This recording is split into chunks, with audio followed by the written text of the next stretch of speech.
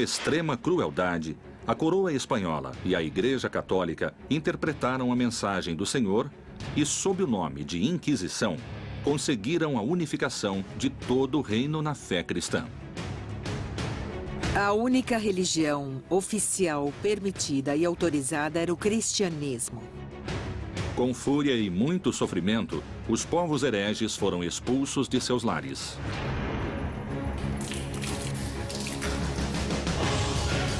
Anos mais tarde, os métodos impiedosos para a evangelização cruzariam o oceano em direção ao Novo Mundo.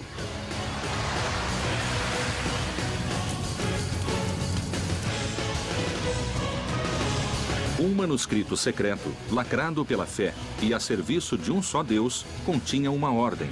Todos os bispos da América deverão se empenhar em combater e eliminar a maligna influência que pretende se instalar nessas terras.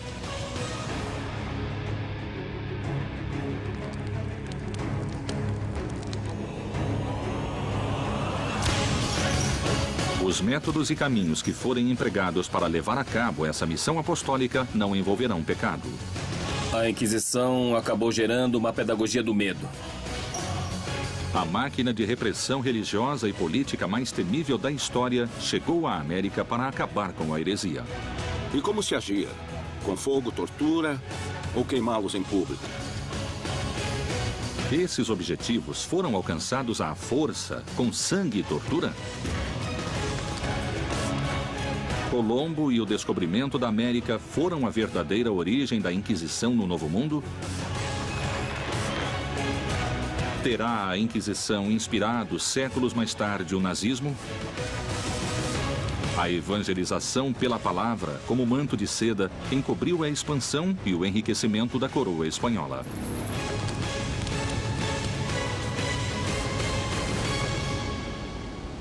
Inquisição na América Latina.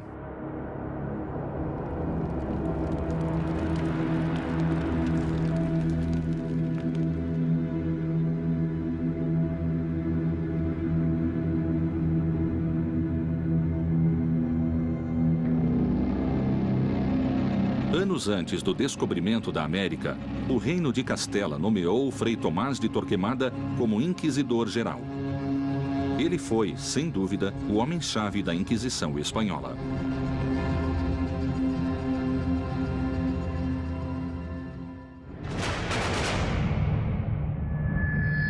Torquemada foi o primeiro inquisidor.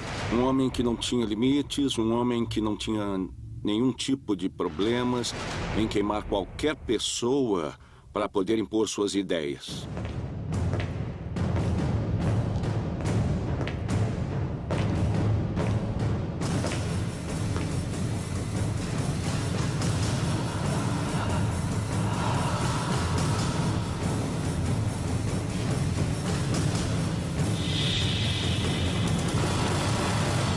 Torquemada, que era assessor dos reis, começou por dizer que nunca haveria unidade na Espanha, nem nos reinos, nem do povo. E por quê? Porque tinha de haver uma só religião.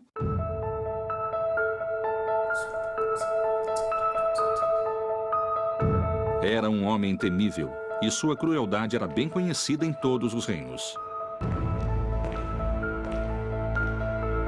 Era conhecido como o Martelo dos Hereges, porque em alguns livros ou folhetos da época ele estava assim denominado. E ele era implacável com aqueles que cometessem heresias.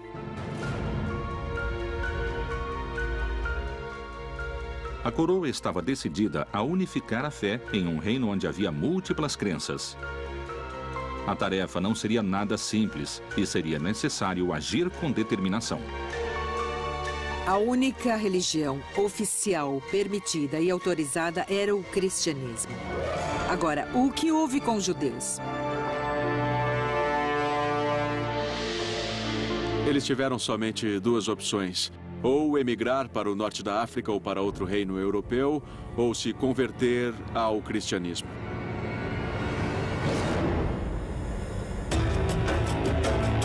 Por mais de 1000 anos, muçulmanos e judeus tinham sido fiéis às suas religiões. Mas, forçados pela Inquisição, se converteram ao cristianismo. No entanto, continuaram fiéis a seus costumes e rituais clandestinamente. Eram cripto-judeus ou judaizantes, quer dizer, às escondidas continuavam praticando sua religião. Quem não se convertesse ao cristianismo seria expulso, teria de sair do reino. Foi o que aconteceu.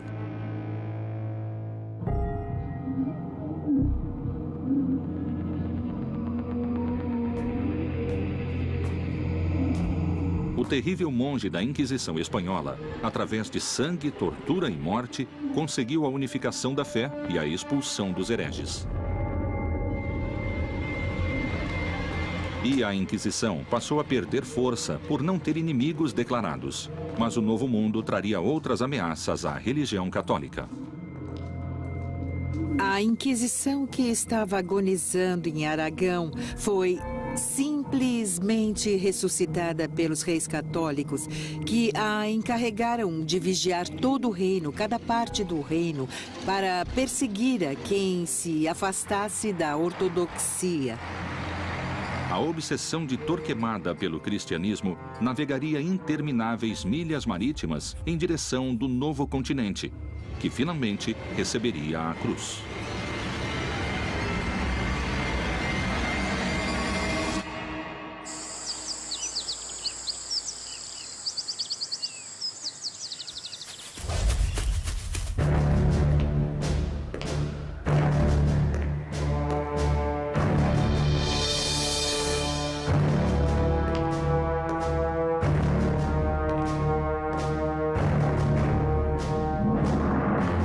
México, Lima e Cartagena de Índias foram as 3 cidades onde foram criados tribunais do Santo Ofício da Inquisição. As inquisições na América funcionaram de forma diferente, porque cada sociedade tinha ameaças diferentes.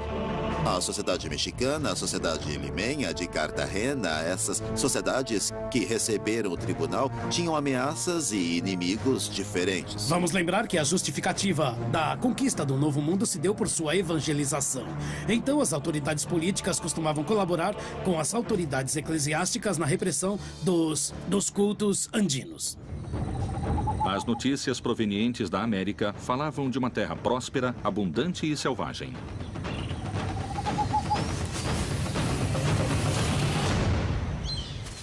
Eles ficaram surpresos pela quantidade de divindades que tinham ou de idolatrias, e isso os motivou a pensar que era necessário iniciar uma evangelização partindo concretamente do zero. Os reis católicos ouviam histórias de nativos vivendo fora dos costumes cristãos e com cultos pagãos. Os nativos penduram peças de ouro em suas orelhas e seu nariz, e o que levam no pescoço fica se agitando e tinindo. Com os talos de uma cana de dureza inquebrantável, fazem suas flechas, mas não usam peitorais de couro. Esse parágrafo é como uma primeira foto da América. Índios pagãos com flechas que a Espanha devia evangelizar.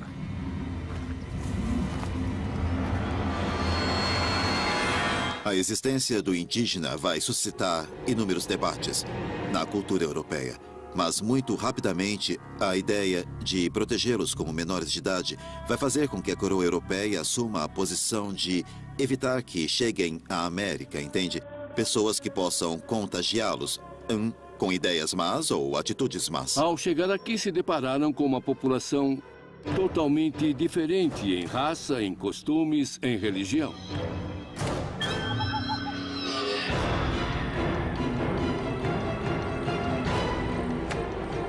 Quando encontravam rituais humanos com sacrifícios humanos, isso justificava de alguma forma a conquista do ponto de vista do cristianismo.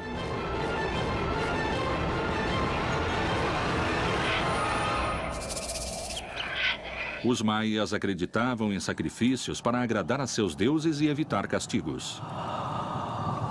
O ritual variava conforme a época do ano e era acompanhado de danças entre os maias. Como no México Antigo, sempre existiu a dança ligada ao culto e ao ritual religioso. para que faziam seus rituais para ter alimento.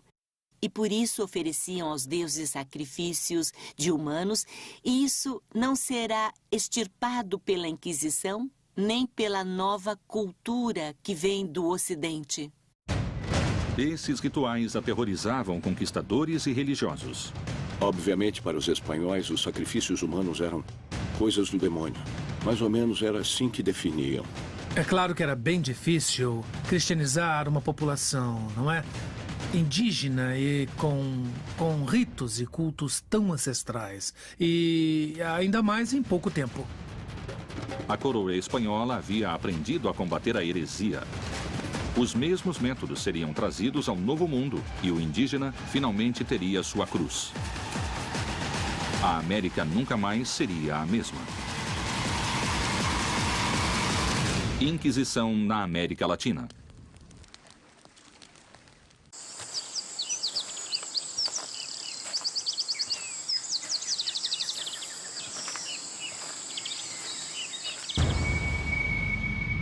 As notícias desse mundo pagão haviam chegado à Espanha e era necessário agir.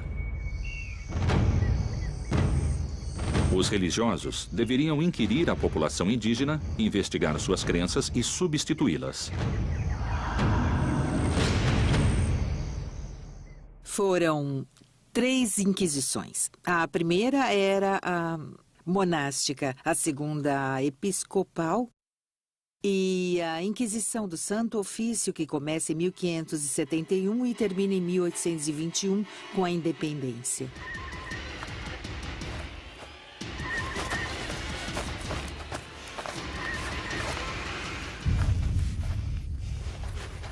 A Inquisição tinha uma dupla natureza. Por um lado, uma natureza política, para conquistar e ampliar os domínios da monarquia hispânica, e por outro, uma função espiritual religiosa para converter as almas indígenas ao cristianismo.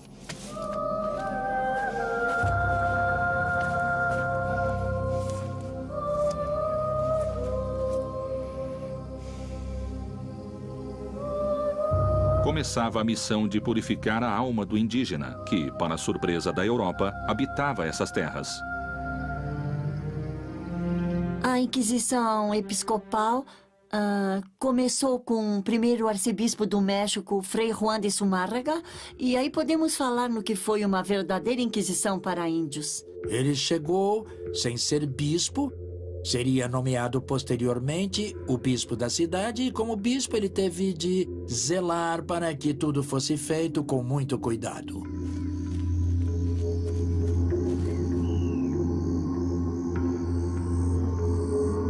Eles eram obrigados a mudar certos comportamentos, certas práticas e principalmente a adotar as novas espanholas e cristãs, mas também era permitido que, se eles de repente errassem, porque não entendiam o evangelho, tivessem a possibilidade de voltar atrás no erro. No momento em que descobriram que eles supostamente estavam convertidos, mas que continuavam usando elementos que eram códices ou ídolos, nesse momento, os elementos se tornaram negativos e por isso deviam ser destruídos.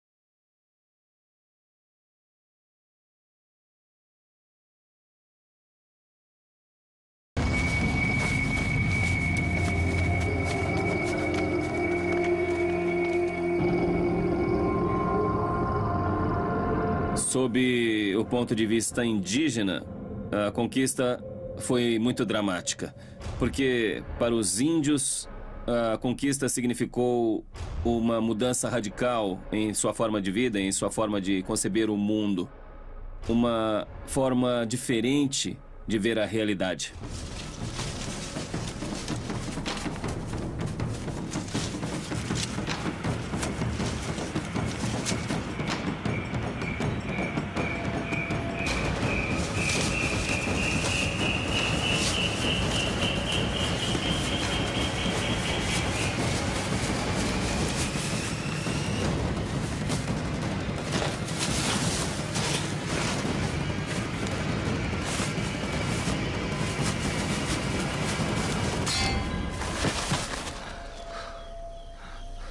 E quando eles continuaram com suas práticas consideradas pagãs, então aí entraram os inquisidores.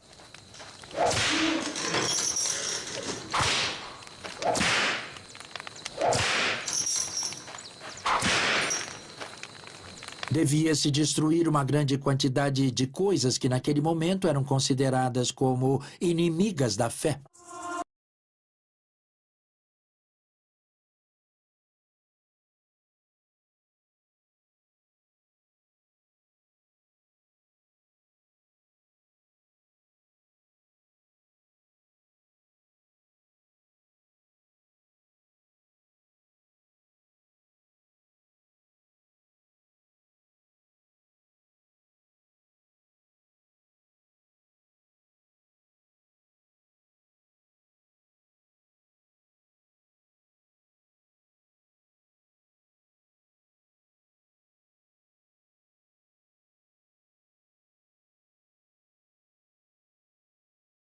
Que tinham sido utilizados para adoração aos deuses antigos, entre eles códices.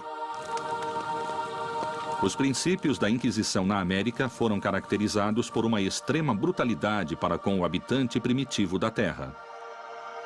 Finalmente, a coroa espanhola havia conseguido seu objetivo e cravado uma cruz no coração da América.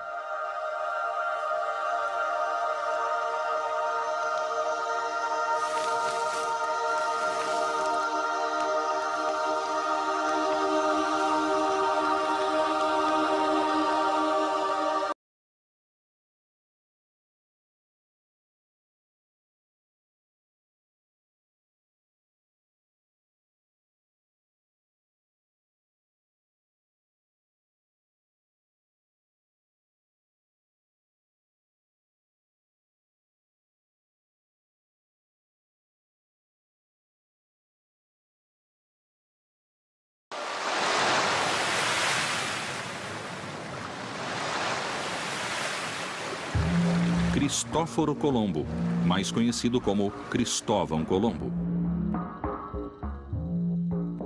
Alguns historiadores suspeitam que Cristóvão Colombo teve muito a ver com a vinda de judeus à América, escapando da Inquisição espanhola.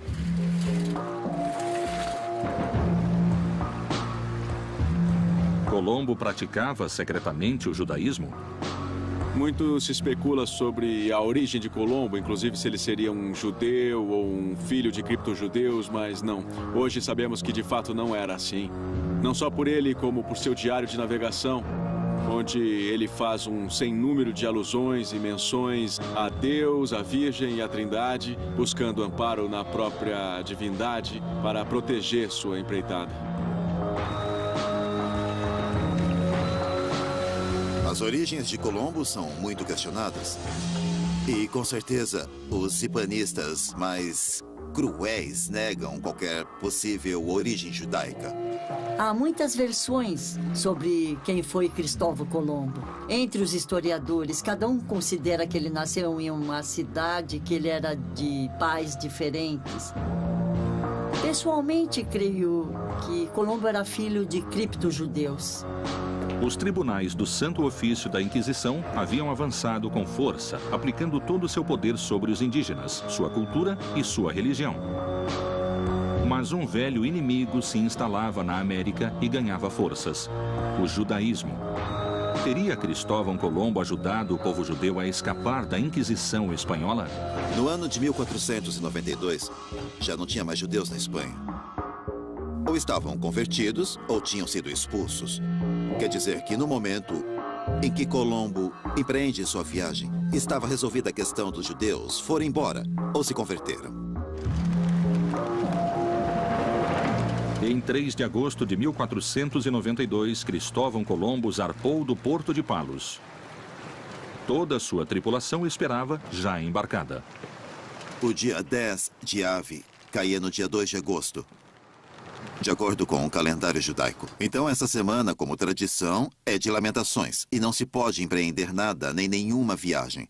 Por isso, ele saiu dia 3 de agosto e não 31 de julho, que era a data estipulada para a expulsão dos judeus. Quem ele levou, quantos levou também é uma longa história, porque nas 4 viagens que Colombo fez, sabemos que havia pelo menos 80 pessoas de origem judaica convertidas. Pensavam que, indo para a América, seriam menos perseguidos, porque a Inquisição não estava instalada. Aí, eles poderiam usufruir de maior liberdade. Estabeleceram-se em várias partes do território, clandestinamente, e, de maneira oculta, chegaram ao México e chegaram ao Peru. No fim, os convertidos ou judaizantes foram uma população que procurou refúgio na América. Apesar da luta dos tribunais da Inquisição para estabelecer o cristianismo na América, os judeus não tardaram a voltar a seus antigos rituais em segredo, como tinham feito na Espanha. Teria chegado o momento de reutilizar os terríveis aparelhos de tortura trazidos da Espanha?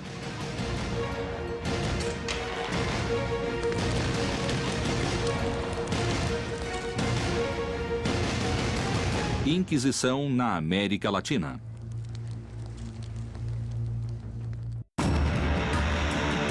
Expulsos da Espanha, os judeus aproveitaram as viagens de Colombo à América para procurar novas regiões onde se instalarem. A Inquisição havia conseguido avançar na evangelização do indígena, mas o judaísmo representava um perigo para os novos cristãos da América. Os inquisidores viam mesmo uma ameaça religiosa nos judeus ou simplesmente viram a oportunidade de condená-los para ficar com suas riquezas?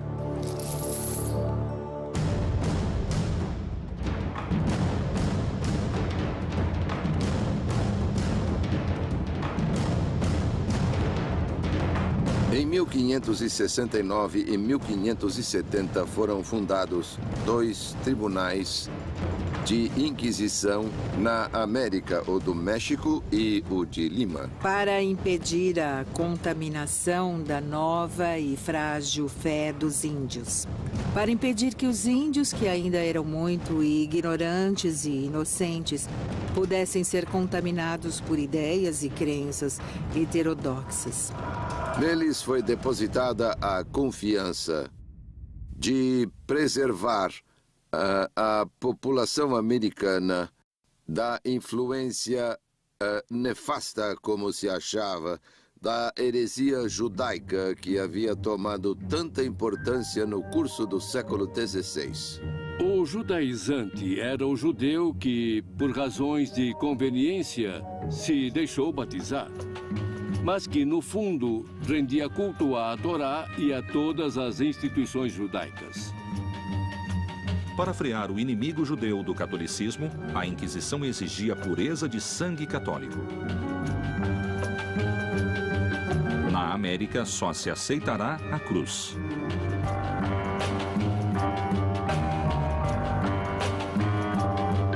Para vir para a América, era necessário provar que havia pureza de sangue. No caso dos europeus que passassem para domínios espanhóis na América, era necessário ter autorização expressa. O certificado de limpeza de sangue era um documento que se pedia às pessoas para exercer certos cargos públicos ou mesmo para entrar nas melhores escolas ou universidades, onde a pessoa demonstrava que não tinha no sangue raízes judaicas nem muçulmanas.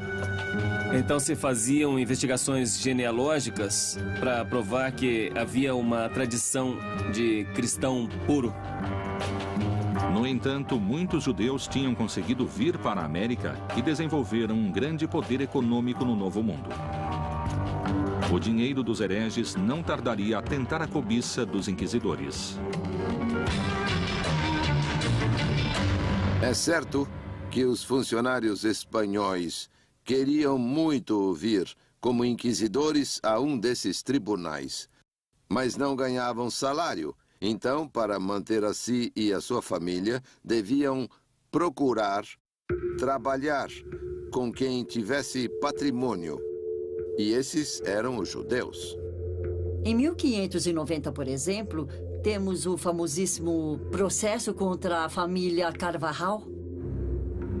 De origem judaica e vindo ao México como conquistador, Luís de Carvajal se tornou o poderoso governador de Monterrey.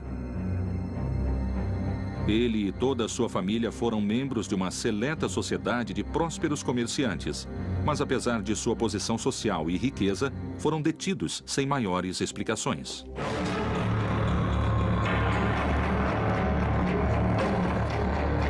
Luís de Carvajal, o Velho, governador de Nova Leão, foi implicado na medida em que era o patriarca, o chefe de uma família na qual a maioria dos membros era judaizante. Quando uma pessoa era detida, não sabia por que era detida. Era levada a uma cela, onde era mantida por várias semanas. Foi perseguido, interrogado, foi acossado e julgado, porque se temia que ele também fosse judaizante, mas isso nunca foi comprovado. A família Carvajal se estabeleceu na cidade do México e no norte da Nova Espanha, em Torreón, até que foram denunciados e trazidos, a certa altura, à cidade do México para responder ao processo e, finalmente, foram acusados e processados. Luís de Carvajal, além de ser governador de Monterrey, foi um próspero comerciante. Os bens eram sistematicamente sequestrados pelo tribunal. Um dos maiores rendimentos que a Inquisição tinha era a partir do sequestro dos bens, quando se dava o início dos processos. Pois bem, quando uma pessoa era denunciada e a Inquisição tinha por bem começar um processo independente de a sentença considerar a pessoa culpada ou inocente, etc., procedia-se imediatamente ao sequestro dos bens da pessoa.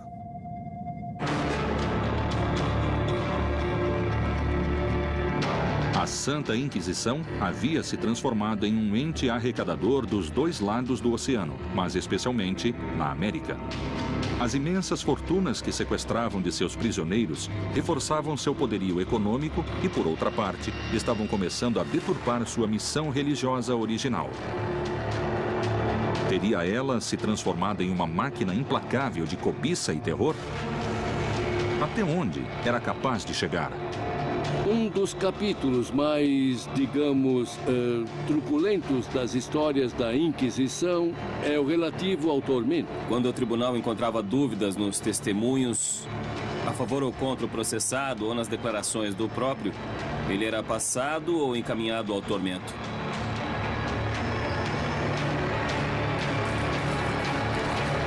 Eram feitos vários interrogatórios, eram colhidas várias declarações nas quais se podia recorrer à tortura. Sim, a tortura existiu, obviamente. Era uma técnica empregada por todas as justiças, civis e religiosas, até o século XVIII.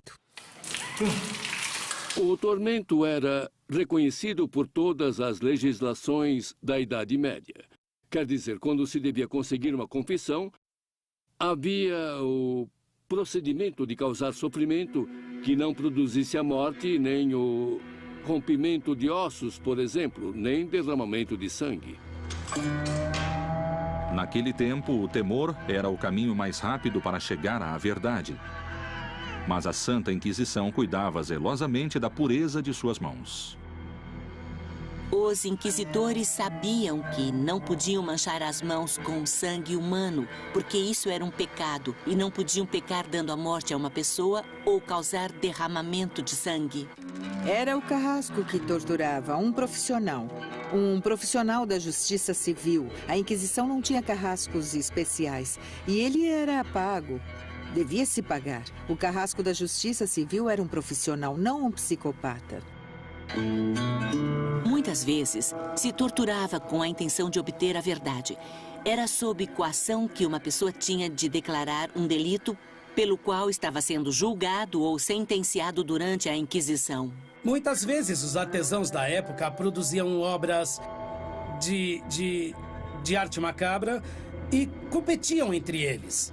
Aquele que chegava a inventar algo realmente terrível era implicado, era acusado de de ter feito algo tão macabro que só poderia ser com a ajuda da mão do diabo.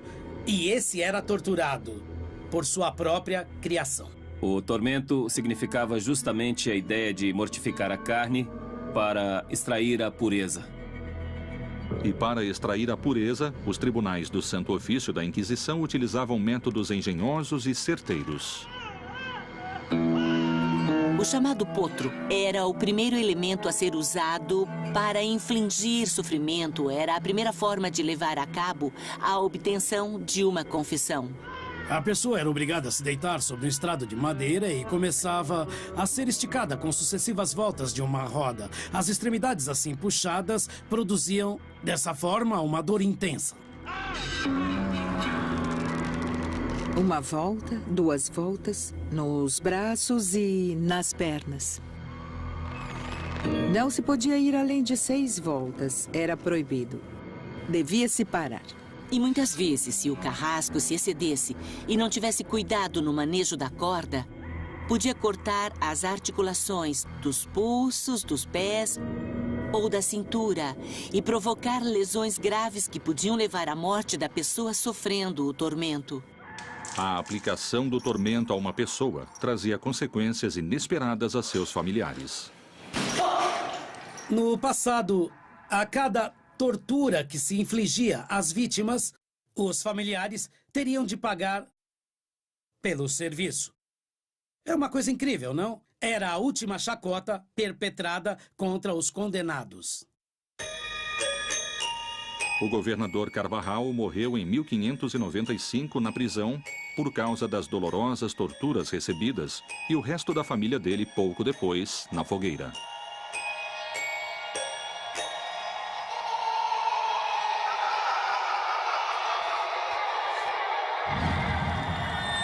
O Santo Ofício havia acabado com a família judaizante mais poderosa do México. Mas a luta só estava começando. Novas religiões vieram ter às costas da América e a Inquisição devia impedir não só seu desembarque, mas também os demônios dos povos originais. Que métodos a Inquisição usou para vencer essa resistência? Inquisição na América Latina.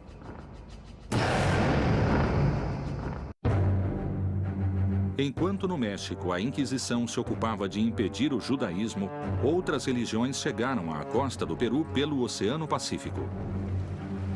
Em uma corrida contra o tempo, era necessário reforçar a presença da Inquisição em Lima para proteger a fé católica.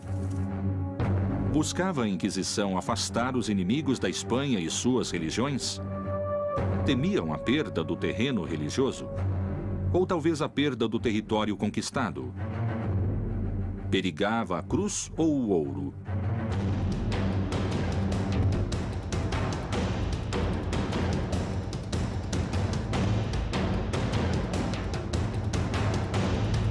A Inquisição chegou a Lima em 1569, com o vice-rei Francisco de Toledo. A Espanha o nomeou vice-rei e, nessa mesma data, constituiu o Tribunal de Lima. Museu do Congresso e da Inquisição. Reforçou-se a ideia de reprimir qualquer tentativa de prática religiosa alternativa. Perseguiram qualquer tipo de atitude propensa a ser luterana ou calvinista, porque eram as religiões do inimigo.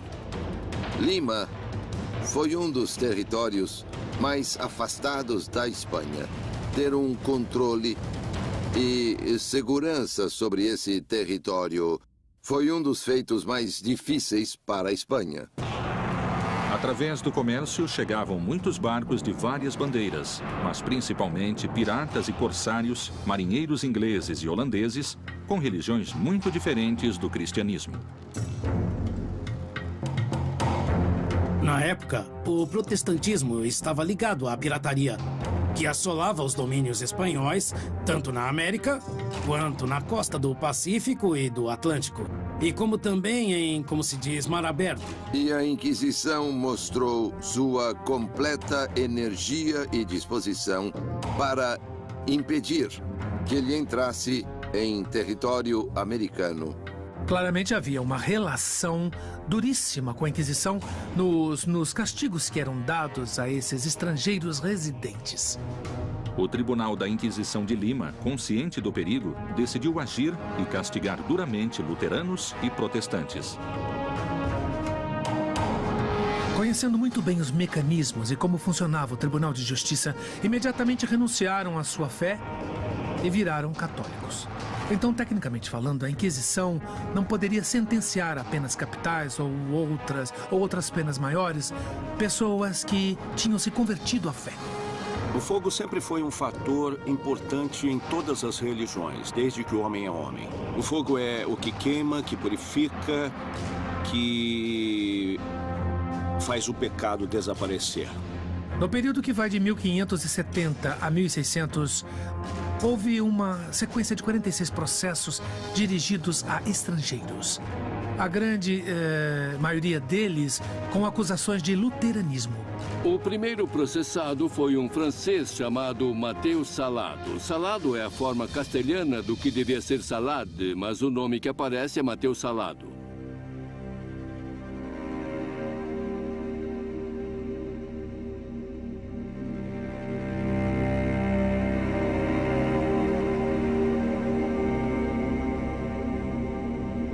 Assim que o tribunal foi instalado, procuraram um primeiro bode expiatório e localizaram essa pessoa que, na verdade, era muito mais louco do que herege. Na realidade, no uso da língua comum no Peru, salado significa azarado. E esse senhor teve sua parte.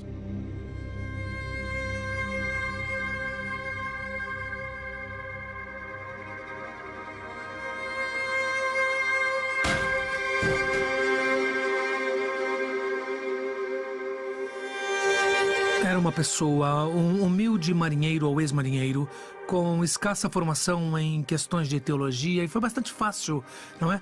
E poder culpá-lo de luteranismo.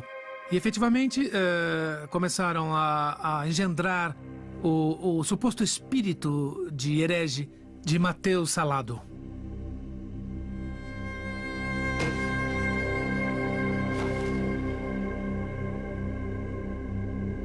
Disseram que ele era luterano, como os protestantes em geral, pelo fato dele ter feito declarações e afirmações contrárias aos dogmas católicos. Os blasfemos foram os principais réus do Tribunal da Inquisição. Pessoas de língua comprida que diziam frases ou palavras de algum agravo à doutrina católica. Mas esse senhor era um tanto extravagante porque vivia numa huaca. Nós peruanos chamamos de huaca os antigos oratórios de adobe, geralmente na costa. A huaca que hoje em dia leva o nome dele podia se ver o mar e, eventualmente, podia ser um espião dos piratas franceses que assolavam a costa do Pacífico. A condenação de Mateus Salado tem muito de política. Política ou religiosa, a lenda de Mateus Salado foi a ferramenta necessária para atemorizar e represar a propagação de outras ideias perigosas para o reinado espanhol. De alguma maneira, se vê que o caso de Mateus Salado é um tema paradigmático para servir de exemplo à população sobre as pessoas que ousaram questionar a ordem estabelecida, a ordem do Estado e da Igreja nesse momento. Ele foi processado e convidado a se retratar, mas como de maneira nenhuma se retratou, foi enquadrado na acusação de perseverar na heresia e foi condenado à morte. Ele foi executado no primeiro auto de fé celebrado pela Inquisição de Lima em 1573. Os inquisidores acreditaram que queimando Mateus Salado purificariam a fé católica e que a ameaça protestante em Lima desapareceria.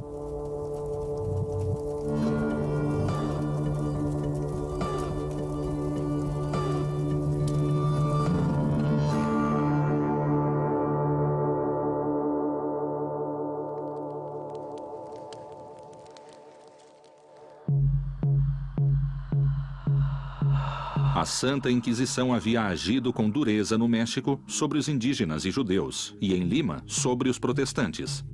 Mas as ameaças tinham terminado? Ou a verdadeira luta estava começando? As extensões territoriais da América no vice-reinado eram muito grandes. Então, os tribunais de Lima e do México não bastavam e foi necessário criar um terceiro âmbito. Resolveram criar um local entre os outros dois que abarcaria principalmente toda a zona do Caribe. Para tanto, a sede da Inquisição de Cartagena teria jurisdição sobre o Panamá, Cuba, Venezuela e outros países próximos.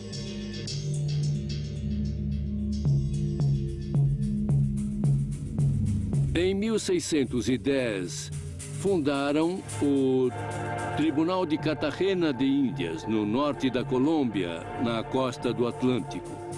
Cartagena vai se converter na porta de entrada da população escrava destinada às minas de Antioquia. Cartagena era o principal porto negreiro da América, e aí o Santo Ofício tinha uma tarefa difícil. Escravos africanos, piratas e comerciantes europeus traziam crenças e costumes muito perigosos para o catolicismo.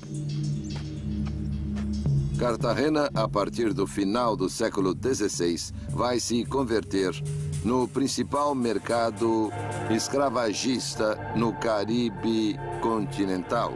Já a população africana, de diversas origens, vinha de áreas entre o Senegal e Angola e era muito numerosa. A chegada do africano a Cartagena trouxe novas crenças e costumes que a Inquisição tentaria perseguir. Os espanhóis começaram a se dar conta de que alguns grupos de escravos negros se reuniam e levavam a cabo certo tipo de atividades que se chamaram sabás, que para a religião católica e para os brancos espanhóis eram ritos de bruxaria.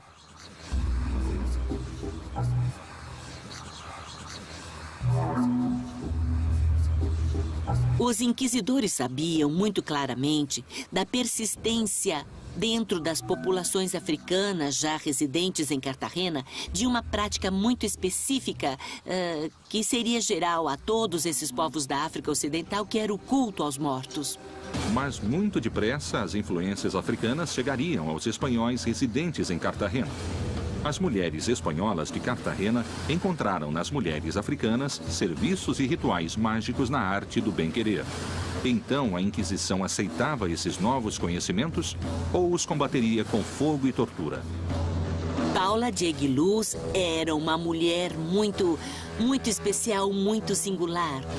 Ela foi comprada por Joan de Aguiluz.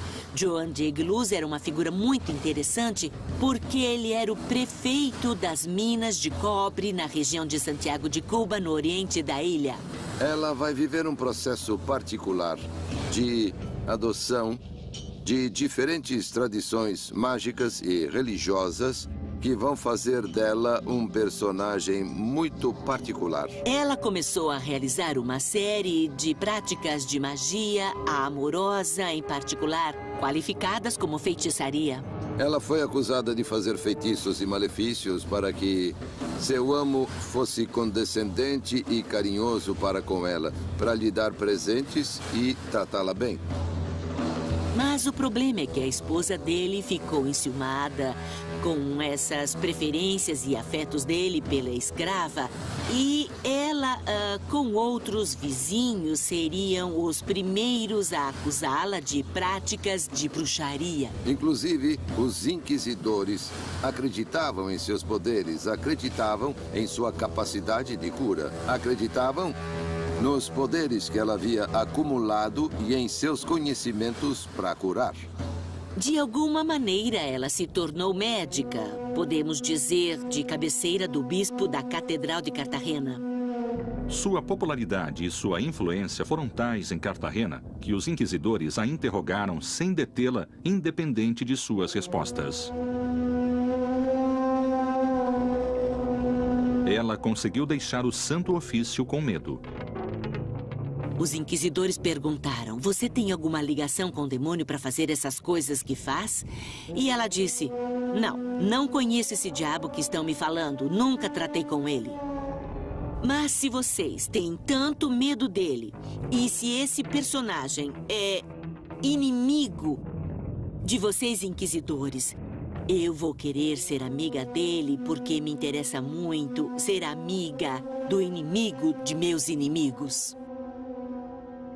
A chegada dos tribunais de Inquisição na América e seu empenho religioso foi um marco divisório na fé de indígenas e espanhóis. A Santa Inquisição, em nome da fé, tinha açoitado com sua cruz os indígenas da América e só um milagre poderia aproximá-los a esse novo Deus trazido de tão longe.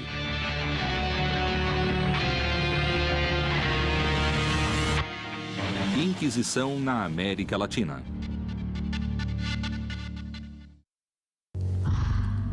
A Inquisição havia arrasado o povo indígena, destruindo seus objetos de adoração. Como o índio açoitado se aproximaria de seus carrascos? Poderiam índios e brancos unir-se sob uma mesma religião? Já tinha terminado a conquista através da guerra e da primeira evangelização. No entanto, muitos indígenas se convertiam, talvez sem muito convencimento, até que em 1531, uma expressão de Deus em forma maternal mudou tudo. O sucesso histórico da evangelização do México tem como protagonistas a velha Espanha, a jovem América, o bispo inquisidor Frei Juan de Zumárraga e um índio chamado Juan Diego. Frei Juan de Zumárraga e Juan Diego vieram na mesma época. De fato, coube ao Frei Juan de Zumárraga acalmar um pouco a luta e também acalmar as adversidades, o descontentamento dos índios e, por outra parte, a ambição dos espanhóis. Juan Diego, um humilde indígena convertido ao cristianismo, seria testemunha de um feito sobrenatural. Juan Diego tomou o caminho da cidade do México e teve de passar pelo lado oeste do Cerro Tepeyac. De repente, em uma área abandonada, ele ouviu uma voz feminina falar com ele junto com um canto de pássaros e com um bom curioso, subiu ao alto da montanha e aí ele viu uma mulher e falou com ela com todo respeito em língua indígena. A curiosidade de Juan Diego o teria levado ao Cerro Tepeyac, onde os astecas haviam construído um santuário. É certo que naquele lugar, anos antes, havia construído um oratório à deusa Tonantzin, a mãezinha, como a chamavam os índios, mas era só isso. Depois de muitos anos, a mãezinha dos indígenas, essa jovem mulher, teria reaparecido. Seria a visão da antiga deusa do Cerro Tepeyac uma feliz coincidência para ajudar a evangelização dos astecas? Por outra parte, a aparência com que ela se apresenta era de Tecuatlaxupi, que significa a mãe de Deus por quem se vive. Os espanhóis, ao ouvirem língua nahuatl, Tecuatlaxupi, procuraram algo parecido foneticamente e usaram a palavra Guadalupe, que era uma população de perto de Cáceres, na Espanha. Fica a ideia de que a Virgem de Guadalupe poderia ser a mãe protetora dos indígenas, a quem se pode pedir favores e que intercede por eles ante o novo Deus para que aos poucos o aceitem como único Deus. Os astecas chamavam sua deusa feminina de Tonantzin, que significa Nossa Mãe. Os conquistadores retomaram esse nome porque lhes pareceu conveniente aos propósitos da fé católica, em cuja doutrina Maria é a mãe de toda a criação. Há deuses que são semelhantes ou a quem se dá o poder de fazer atividades iguais, e foi acontecendo uma combinação de rituais e de ritos para que, dessa maneira, surgisse uma convivência e uma aceitação da religião cristã por parte dos indígenas. Os astecas tinham várias deusas da terra e todas elas eram consideradas como a mãe do povo. Uma das deusas mais influentes era Coatlicue, a deusa que dava a vida e a morte, que era a guia do povo mexica. Os deuses eram representados de maneira antropomórfica, ou seja, eles continham elementos humanos e elementos animalescos e elementos próprios. Os espanhóis deram outro sentido à figura de Guadalupe, utilizando em sua vestimenta símbolos da dualidade da religião asteca. Coatlicue dava vida, mas também atirava. As duas faces da mãe dos mexicas foram representadas no vestido da Virgem de Guadalupe. O vermelho e o sol, que significam a vida, e o azul do manto e a lua, que assinalam a morte. Então toda essa simbiose se reflete no caráter dos deuses. Foi um processo longo, pelo qual até hoje podemos ver, mesmo pelo rosto das pessoas, a presença do indígena, de seus ritos e de suas formas de crença e cosmovisão. Tanto a Virgem Maria como Coatlicue tinham ficado grávidas de maneira milagrosa. As duas haviam parido o salvador de seu povo e, principalmente, as duas eram as protetoras de seus devotos. Após a aceitação por parte dos astecas dessa aparição, nasceu o culto à Virgem de Guadalupe, identidade do México e da América Latina. A Virgem de Guadalupe foi instaurada na Nova Espanha como um elemento de coesão para que os indígenas crescem na religião cristã, para que aceitassem e adotassem essa religião como sua e também como elemento que daria a eles identidade. O milagre da Virgem de Guadalupe uniria o espanhol e o índio sob uma mesma fé. Esse fato marca o começo da devoção a uma imagem católica por parte do índio americano. De alguma maneira, fica manifesto que essa imagem iria unir agora o indígena juntamente com o espanhol. Sem mais sacrifícios humanos. É por isso que Santa Maria de Guadalupe e Juan Diego tiveram um papel tão importante para a evangelização desta terra. A imagem de uma jovem mulher no Cerro Tepeyac havia conseguido então a união de dois mundos antagônicos.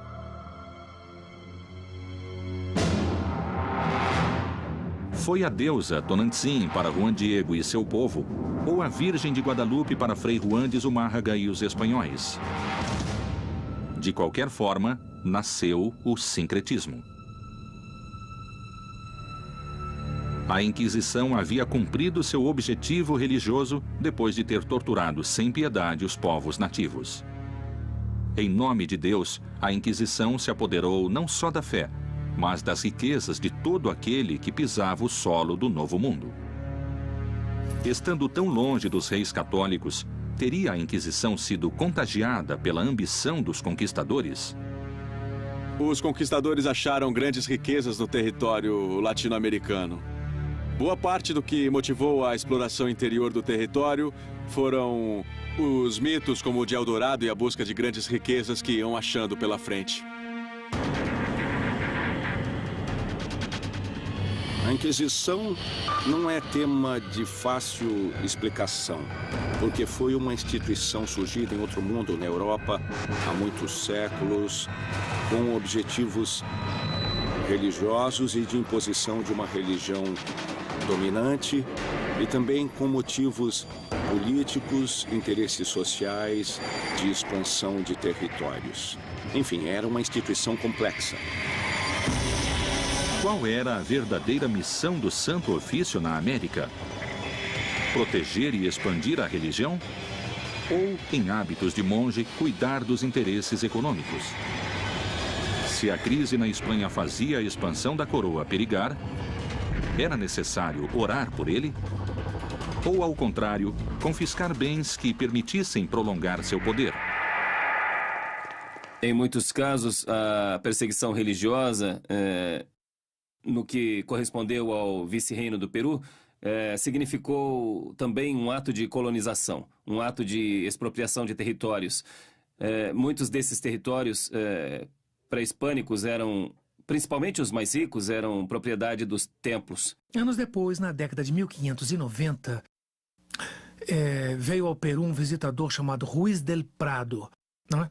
Periodicamente havia visitas da Corte Suprema e Superior de Madrid a tribunais provinciais e houve uma visita a Lima e uma revisão dos processos. Chamavam-se visitas da idolatria e iam pelas regiões da Serra, que eram os Andes, procurando ou fazendo com que se delatassem os oratórios e objetos que eram matéria de culto. Graças à procura incansável de rituais e objetos pagãos, os espanhóis encontrariam o demônio vestido de ouro. A extirpação de idolatrias era uma instituição muito dependente dos bispos.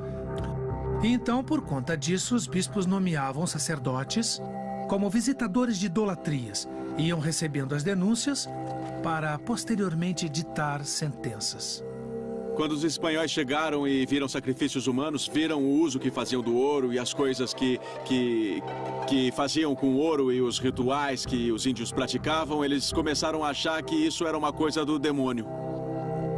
Os inquisidores se espantaram com a utilização do ouro e da prata que os incas faziam para criar ídolos demoníacos. Como no México, alguns peritos sustentam que em Lima encontraram o próprio diabo nos ídolos religiosos.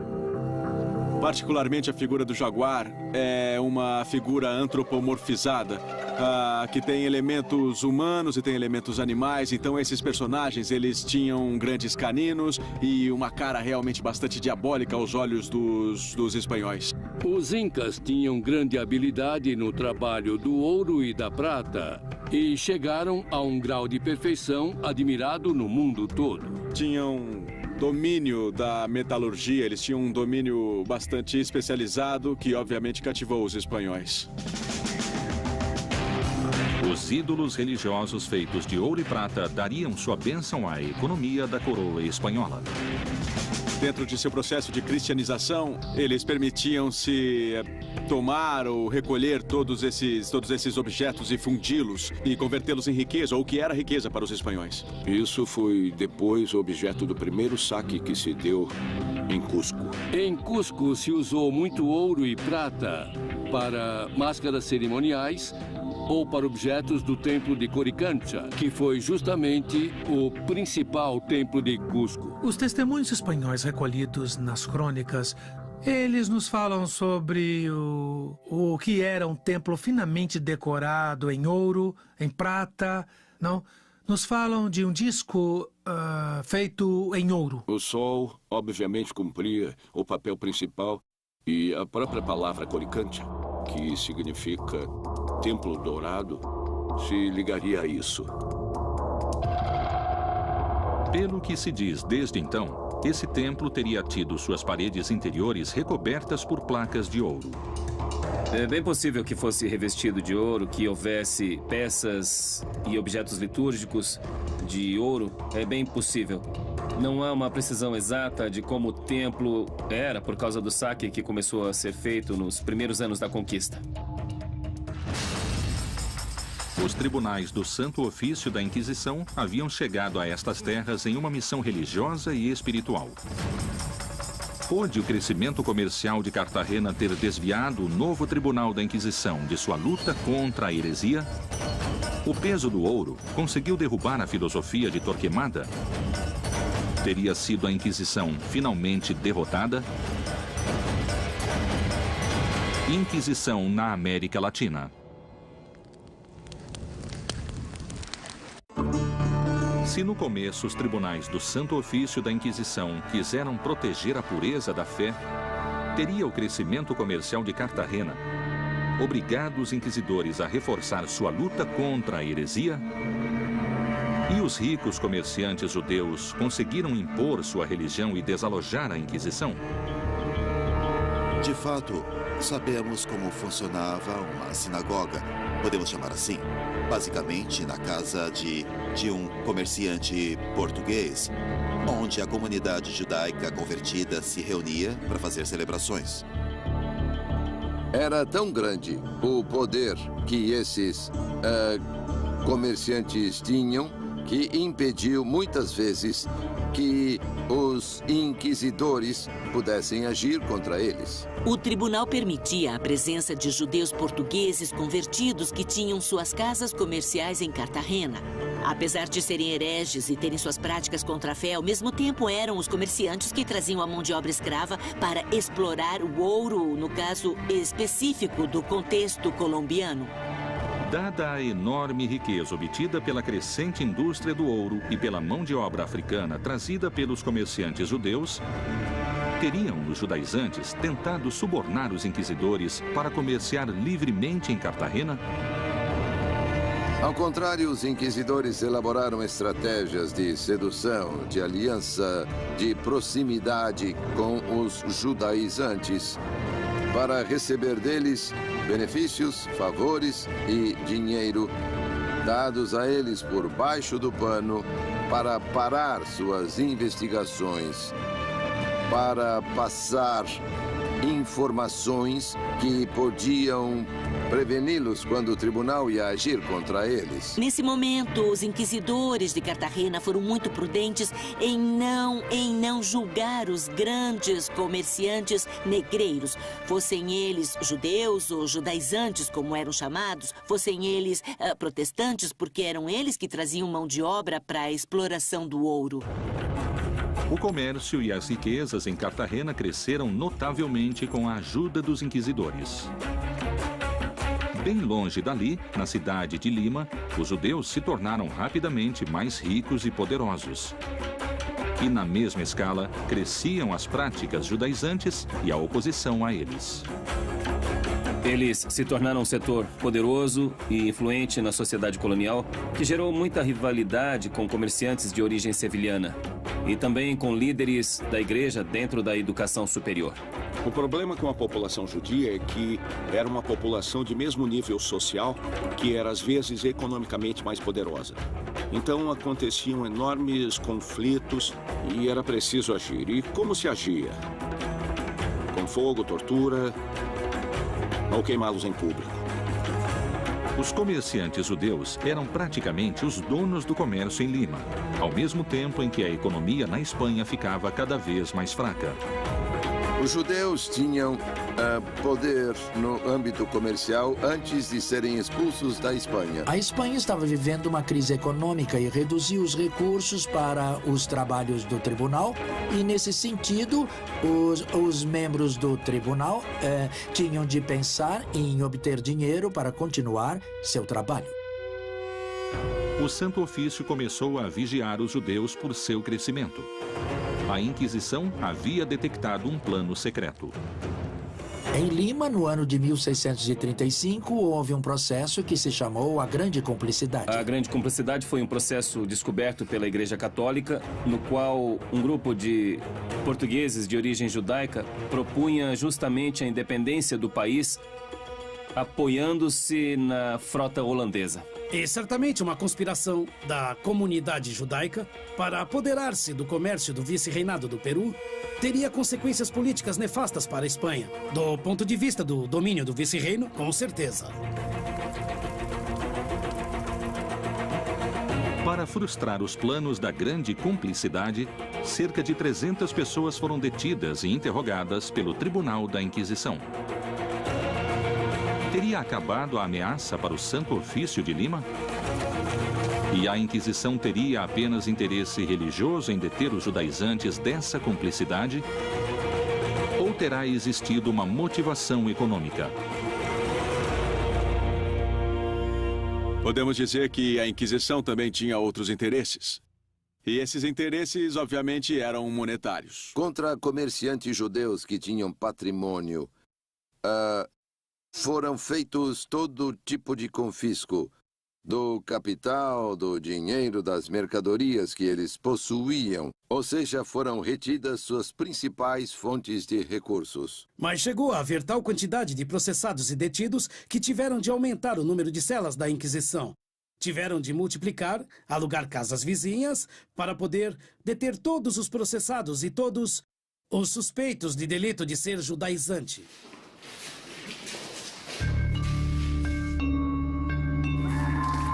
Ser estrangeiro ou ter uma profissão respeitável o transformava automaticamente em suspeito de ser judaizante.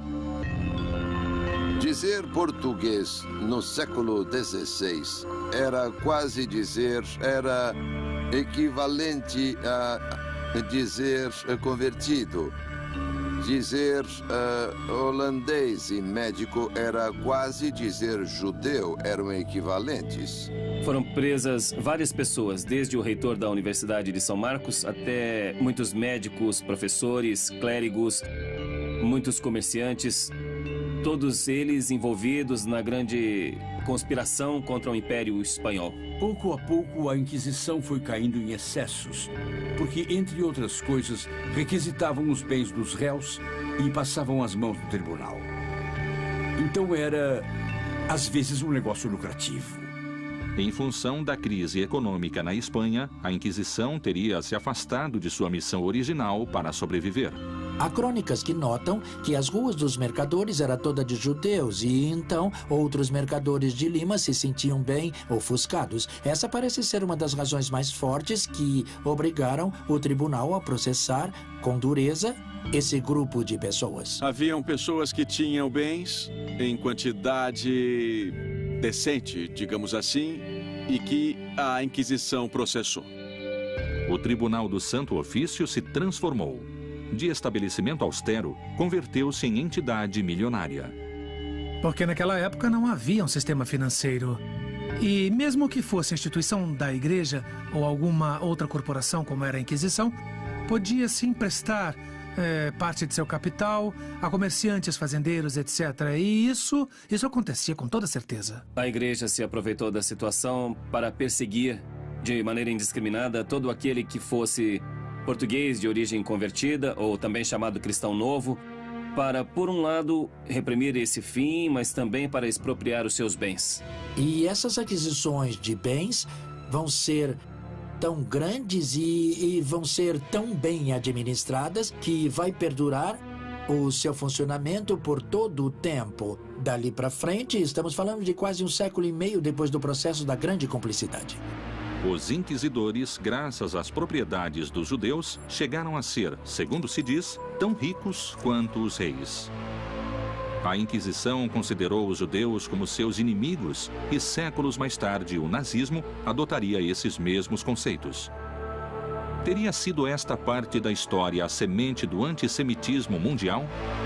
Teria a Santa Inquisição inspirado Hitler e o nazismo?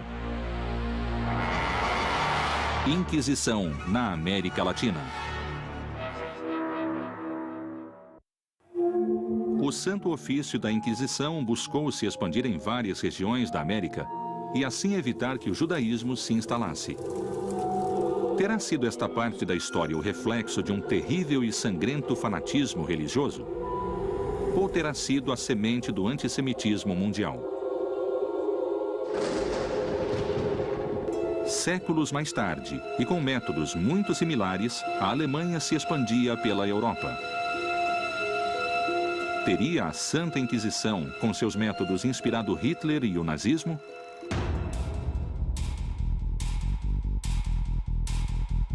Os judeus representaram um inimigo tanto para a fé católica quanto para a economia da monarquia.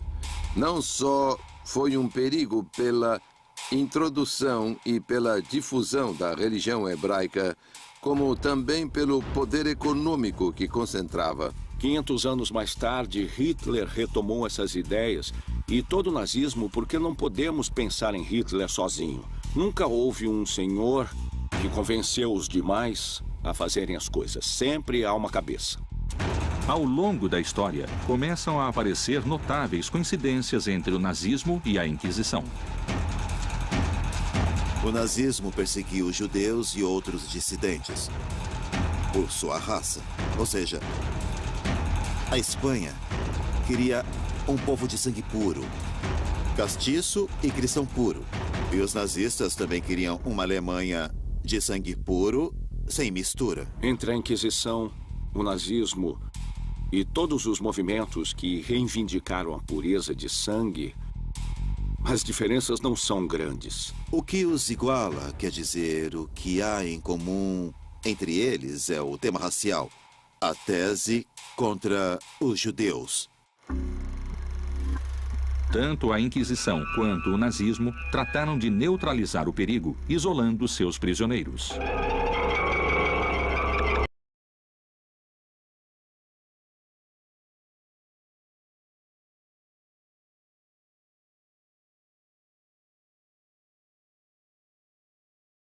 De idolatria, ou de serem pessoas importantes das idolatrias. Aí os padres jesuítas administravam esse colégio e se encarregavam de um trabalho exaustivo com eles. Era praticamente um centro de reclusão.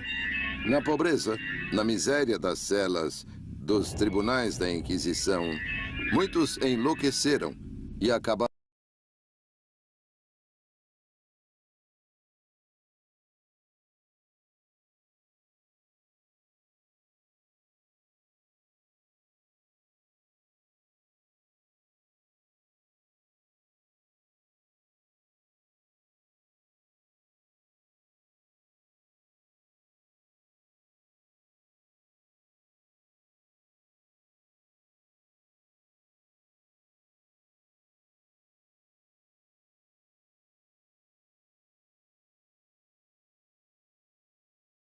Jovens desocupados se uniram às tropas de assalto nazista, que tomavam as ruas, agrediam e denunciavam os oponentes do regime.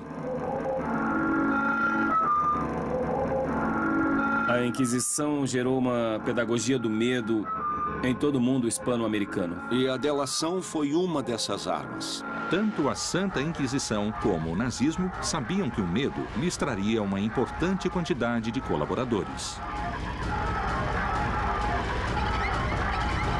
Durante a época do vice-reino, a Inquisição se serviu de um sistema que se chamou os Familiares do Santo Ofício.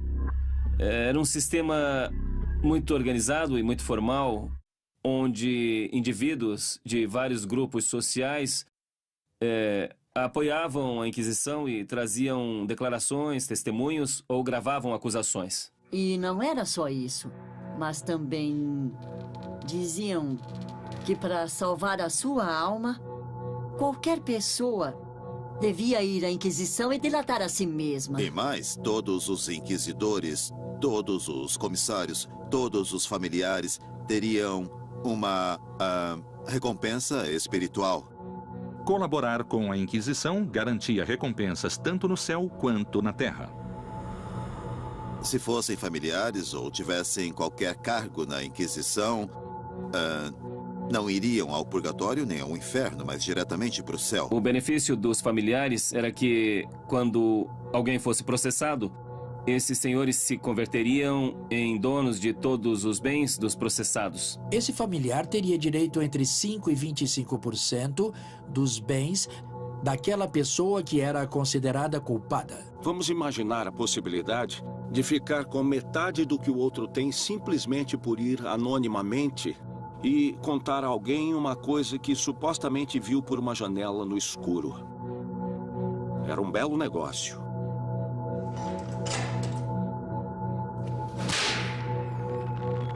Outra coincidência histórica. Ambos obrigavam os condenados a usar uma roupa especial. Para humilhar, obrigavam a usar uma túnica, uma espécie de capa com a cruz da Inquisição, e a levar uma vela verde na mão. Os nazistas vestiam os prisioneiros com roupa de listras, como vemos em tantas fotos ou imagens dos campos quando os abriram. Entre o nazismo e a Inquisição, a diferença é muito sutil. Há séculos de distância, com certeza, e formas de operar diferentes, mas é igual.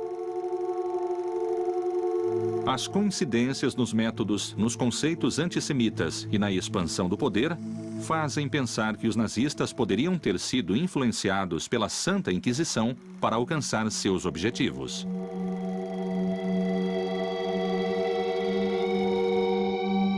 Após sua passagem para a América e a cristianização do indígena, 5 séculos mais tarde a Igreja Católica pediria perdão. Quais foram os ensinamentos e as consequências da Inquisição nestas terras? A Inquisição, com certeza, conta em sua história com grandes injustiças e excessos. É impossível negar. Nos últimos anos, João Paulo II emitiu uma mensagem na qual pedia perdão pelos famosos chamados pecados da Igreja, entre os quais incluía as perseguições pela Inquisição. Após 500 anos do descobrimento da América, a Igreja Católica realizaria o maior exame de consciência de toda a sua história. O Papa reconheceu que houve abusos, reconheceu que houve faltas de compromisso, reconheceu que houve omissões, mas não por parte de todos. No entanto, deve-se reconhecer. E sugeriu a criação de uma comissão para estudar profundamente quais foram esses erros. Quais foram os abusos ou omissões no passado, para que não voltem a acontecer e para que a Igreja possa se sentir também orgulhosa e digna do que é. Não só retificar, mas pedir perdão pelos excessos e equívocos históricos que foram cometidos. O olhar atual da Igreja sobre a Inquisição na América está situado em um passado com valores sociais próprios de outras épocas. É certo que, com a perspectiva do século XXI, hoje existe a noção de direitos humanos. Ninguém pode ser perseguido por suas ideias e crenças, mas não era assim na época moderna, nem na Idade Média, quando pertencer à comunidade da Igreja era o que dava sentido à pessoa, ao indivíduo. Era parte da realidade a obrigação de permanecer fiel a um credo, que era o credo católico. Deve-se compreender que era outro momento da história. Surpreendentemente, a Santa Inquisição no México era percebida naqueles anos com um significado muito diferente do atual. Nos 3 séculos de vice-reinado, não houve um só levante popular contra a Inquisição. Quer dizer que as pessoas aceitavam que a Inquisição existisse. Era parte da realidade. Mas o conformismo social, calar-se, calar a pessoa, isso sim é muito mexicano, não discordar abertamente, evitar o enfrentamento, preferir ficar quieto, nunca se sabe, assim foi com a Inquisição no México. O povo nunca se rebelou contra a Inquisição, nem na Europa, nem aqui. Possivelmente, muitas das tarefas levadas a cabo pela Inquisição tenham passado despercebidas pelo povo da Nova Espanha. As pessoas, talvez acostumadas ao temor, só se preocupavam pelo que pensariam os outros, não com a própria consciência.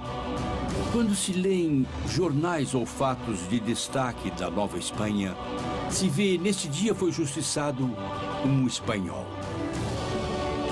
Pouco a pouco, a decadência política da Inquisição no Velho Mundo traria mudanças.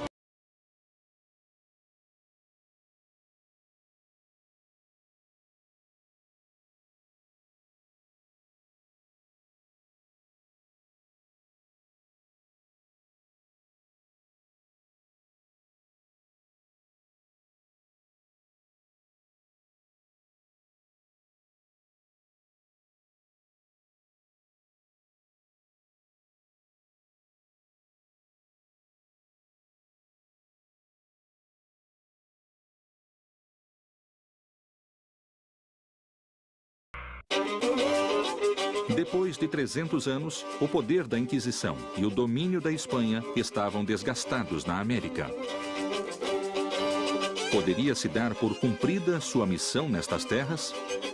Conseguiria a religião católica conviver com outros credos e deuses ancestrais? Todos se perguntavam até quando durariam os tribunais. De fato, a Inquisição decaiu no século XVIII, em presença, em força, e já no século XVIII ela se dedica a perseguir publicações, a circulação de livros proibidos, palavras dissonantes, um ou outro sacerdote que usava o confessionário para seduzir mulheres, esse tipo de situação. A Inquisição terminou na América como terminou na Espanha. A sociedade tinha evoluído. Curiosamente, no México, o final da Inquisição produziu, a princípio, uma desconcertante reação nas pessoas. Com a independência, a Inquisição no México desapareceu. Quando a Inquisição desapareceu, aqui houve gente que se preocupou. E agora? O que vai acontecer? E se houver hereges, quem vai se encarregar de persegui-los? Claro, isso era uma minoria. Gente que queria que o tribunal permanecesse apesar dos tempos. A imensa maioria nem sabia de nada, como sempre. Mas uma pequena minoria se inquietou e houve algumas vozes que pediram a instauração de uma Inquisição mexicana. Em contraposição ao México, cuja sociedade era altamente dependente da moral da Inquisição, no Peru, a notícia foi sinônimo de liberação. Posso assinalar que um dos grandes escândalos cometidos pela população foi o roubo de uma grande quantidade de documentos, sabe? Entre eles, os processos judiciais ou os autos de fé. Além disso, os arquivos continham fofocas. Você podia ver que um de seus vizinhos foi processado por bigamia ou por bruxaria. Então, a preocupação em Lima foi sumir com o processo. No ano de 1813, houve um levante popular, um movimento popular, e uma turba se lançou sobre o edifício da Inquisição e queimou os móveis e os papéis. Isso aconteceu. Anos antes, em Cartagena, a queda do Santo Ofício tinha coincidido com a independência da Espanha e se viveu o mesmo sentimento de liberação. Com o grito de independência em Cartagena, a Inquisição cessou suas atividades. Já não fazia sentido. Em 11 de novembro de 1811, houve grandes festejos na cidade de Cartagena, mas não só motivados pela eliminação da Inquisição, mas principalmente pela conquista da independência. Poucos dias depois, a população exaltada arrancou da Assembleia o potro, o mecanismo que torturava as pessoas. Esse mecanismo de tortura representava a mais intensa repulsa na população e, no centro da praça, o queimaram. O povo se dirigiu ao átrio da catedral, onde se achavam todas as tabuletas que continham os nomes dos réus condenados ao longo de 200 anos e as destruíram por completo. Os tribunais do Santo Ofício estavam esvaziados para sempre e seus elementos de tortura foram destruídos. Paradoxalmente, a Inquisição desaparecia, mas tinha alcançado seu objetivo de cristianizar a América. A Inquisição foi talvez a única instituição do vice-reino que cumpriu seus objetivos, que era manter a pureza cristã na América. A aceitação da fé católica foi global em toda a América Hispânica, isso podemos afirmar. O catolicismo se expandia na América. Mas teria a cruz conseguido afastar em definitivo os ídolos pré-colombianos ou eles sobreviveram ao fogo? A América é o território de uma experiência única e singular, que é a formação de uma religiosidade sincrética, mestiça. O habitante primitivo destas terras havia suportado na carne, em nome da cruz, muita crueldade e a destruição de sua cultura. Apesar disso, jamais renunciou a seus deuses e crenças. A resistência dos povos indígenas na América é uma das realizações mais extraordinárias que já se viu na luta para manter sua memória e sua identidade no mundo. A presença da religiosidade andina acabou se fundindo com os cultos católicos e temos atualmente na América uma religião sincrética mais do que uma religião católica. As várias religiões, a católica, também elementos hebraicos, judeus, mas também as religiões africanas e as religiões pré-hispânicas tradicionais se fundiram de modo excepcional no âmbito popular.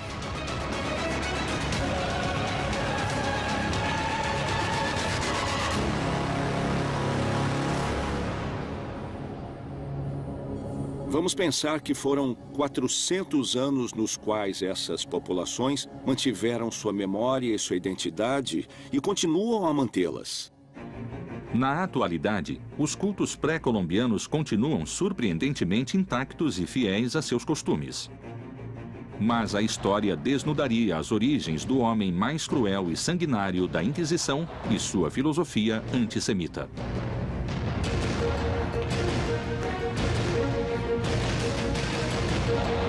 Torquemada foi o primeiro inquisidor. Sua origem era de uma família judia convertida há muitos anos. Frei Tomás de Torquemada, o martelo dos hereges, se encarregou de queimar os escritos e tudo o que revelasse sua origem judaica, até os pertencentes à sua avó, uma judia convertida. Torquemada considerava sua ascendência hebraica uma mancha que o envergonhava. Seu repúdio a tudo o que não fosse católico não acabaria em seu túmulo e seria transmitido a estas terras.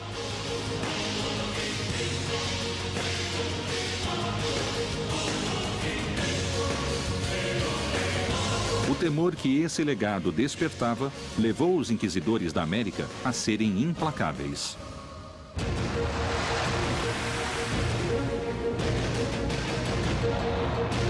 Os povos originários da América foram testemunhas da chegada do homem branco e sua cruz.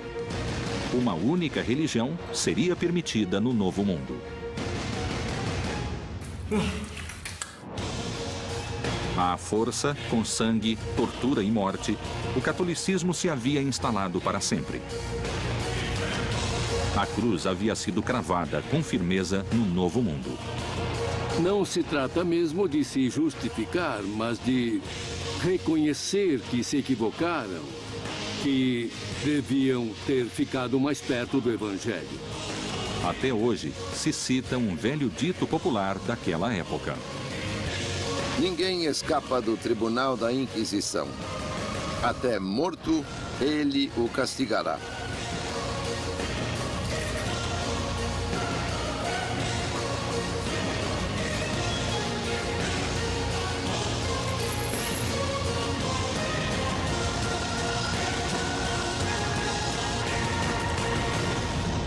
Inquisição na América Latina.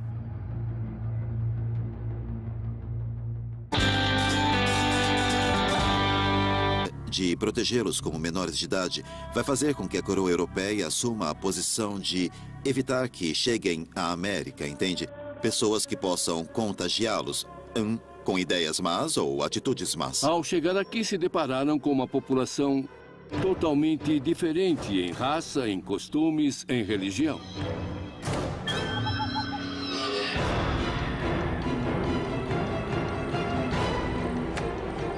Quando encontravam rituais humanos com sacrifícios humanos, isso justificava de alguma forma a conquista do ponto de vista do cristianismo.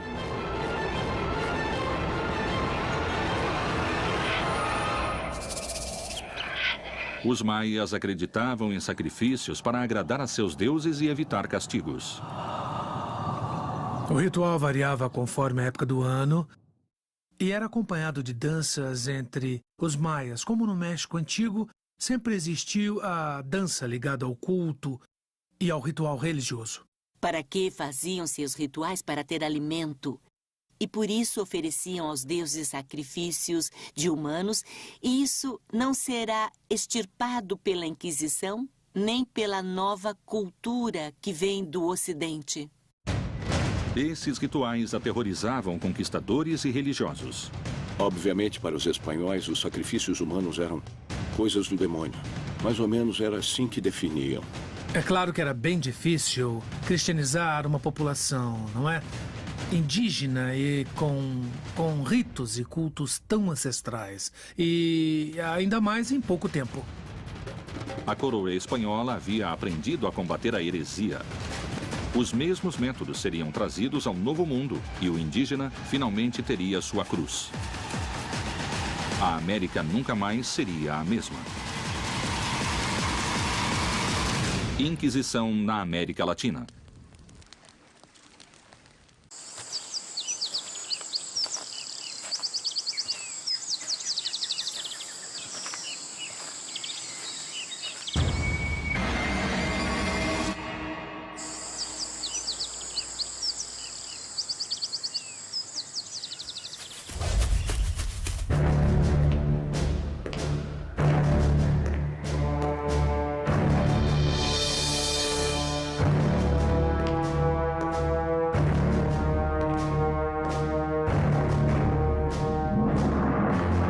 México, Lima e Cartagena de Índias foram as 3 cidades onde foram criados tribunais do Santo Ofício da Inquisição. As inquisições na América funcionaram de forma diferente, porque cada sociedade tinha ameaças diferentes. A sociedade mexicana, a sociedade limenha de Cartagena, essas sociedades que receberam o tribunal tinham ameaças e inimigos diferentes. Vamos lembrar que a justificativa da conquista do Novo Mundo se deu por sua evangelização. Então, as autoridades políticas costumavam colaborar com as autoridades eclesiásticas na repressão dos cultos andinos. As notícias provenientes da América falavam de uma terra próspera, abundante e selvagem.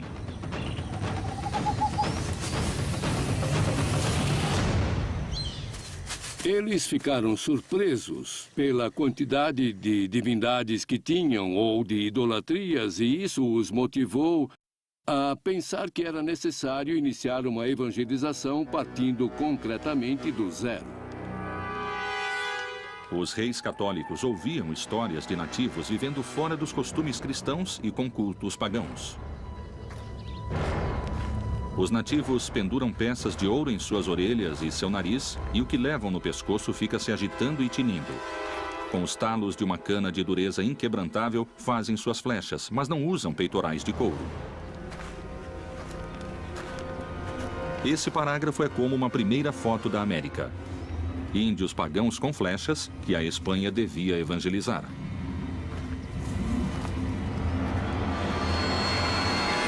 A existência do indígena vai suscitar inúmeros debates na cultura europeia, mas muito rapidamente a ideia...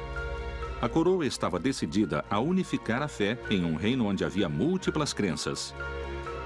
A tarefa não seria nada simples e seria necessário agir com determinação.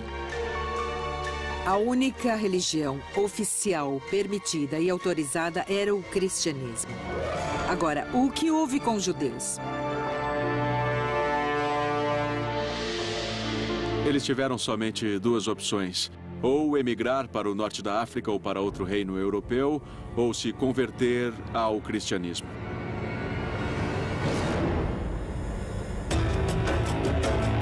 Por mais de 1000 anos, muçulmanos e judeus tinham sido fiéis às suas religiões. Mas, forçados pela Inquisição, se converteram ao cristianismo. No entanto, continuaram fiéis a seus costumes e rituais clandestinamente. Eram cripto-judeus ou judaizantes, quer dizer, as escondidas continuavam praticando sua religião. Quem não se convertesse ao cristianismo seria expulso, teria de sair do reino. Foi o que aconteceu.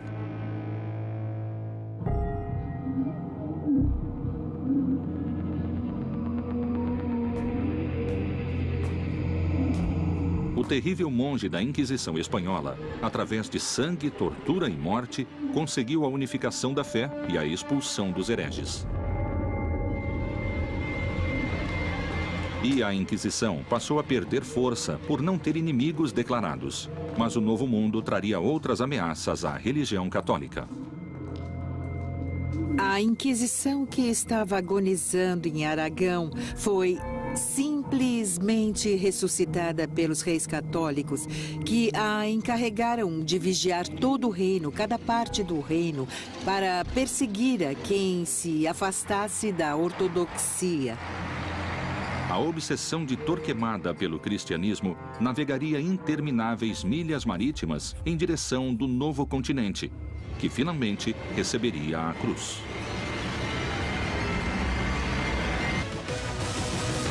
A evangelização pela palavra, como manto de seda, encobriu a expansão e o enriquecimento da coroa espanhola.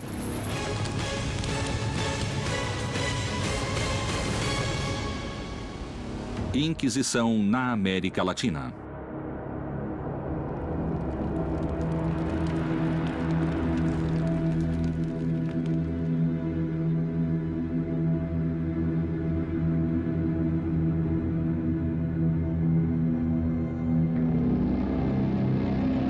Anos antes do descobrimento da América, o Reino de Castela nomeou Frei Tomás de Torquemada como Inquisidor Geral.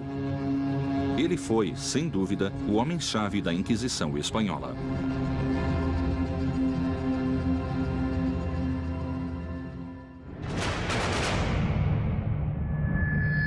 Torquemada foi o primeiro inquisidor. Um homem que não tinha limites, um homem que não tinha nenhum tipo de problemas em queimar qualquer pessoa para poder impor suas ideias.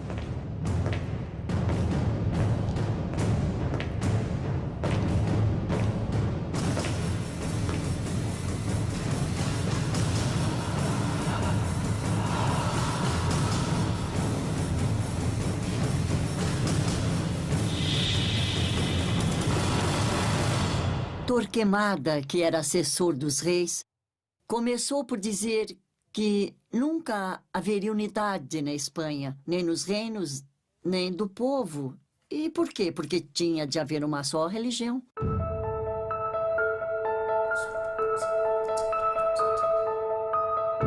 Era um homem temível e sua crueldade era bem conhecida em todos os reinos. Era conhecido como o Martelo dos Hereges, porque em alguns livros ou folhetos da época ele estava assim denominado. E ele era implacável com aqueles que cometessem heresias.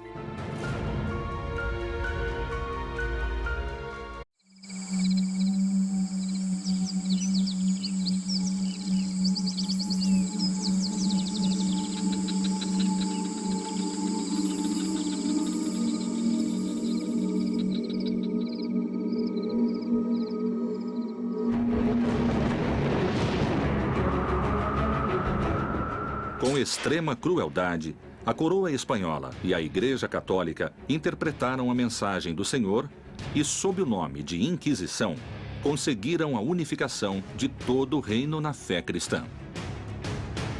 A única religião oficial permitida e autorizada era o cristianismo.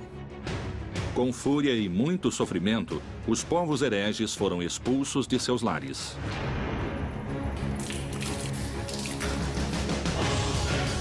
Anos mais tarde, os métodos impiedosos para a evangelização cruzariam o oceano em direção ao Novo Mundo.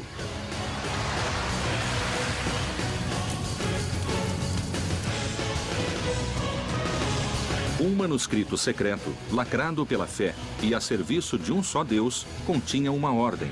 Todos os bispos da América deverão se empenhar em combater e eliminar a maligna influência que pretende se instalar nessas terras.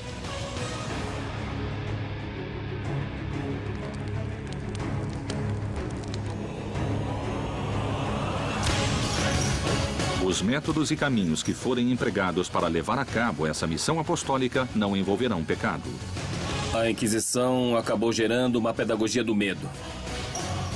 A máquina de repressão religiosa e política mais temível da história chegou à América para acabar com a heresia. E como se agia? Com fogo, tortura ou queimá-los em público?